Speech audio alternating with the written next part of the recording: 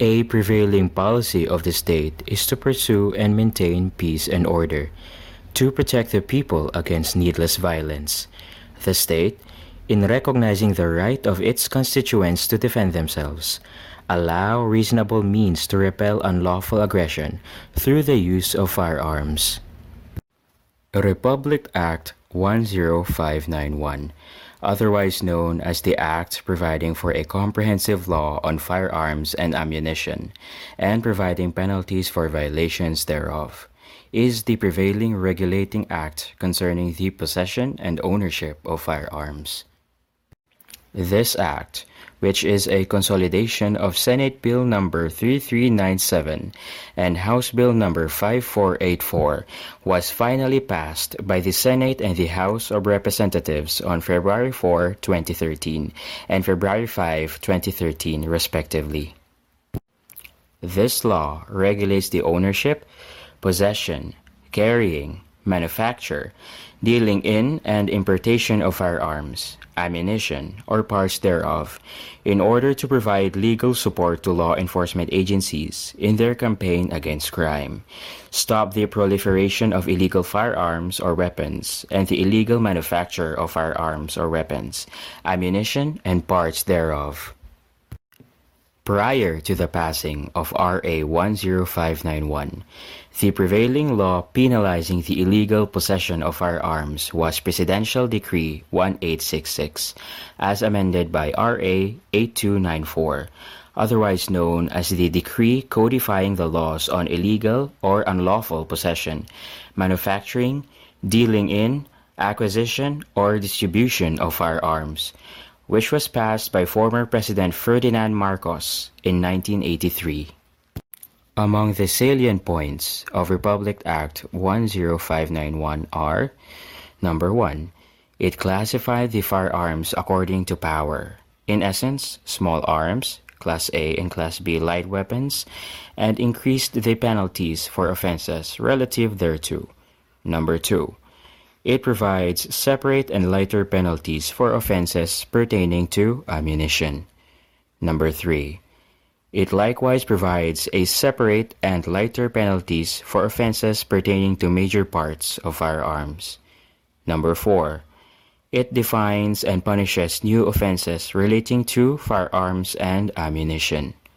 Number 5. It provides for qualifying circumstances for the offense of possession or acquisition of firearms, and aggravating circumstances for the use of loose firearms in the commission of a crime. Number 6.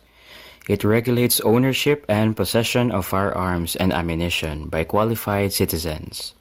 Number 7. It regulates the registration and licensing of firearms. Number 8. It treats use of an imitation firearm in the commission of a crime as a real firearm. And Number 9. Subject to an exception, it limits the registration of small arms only to licensed citizens or judicial entities for ownership, possession, and concealed carry. The law also defines the parameters for the possession of an imitation firearm.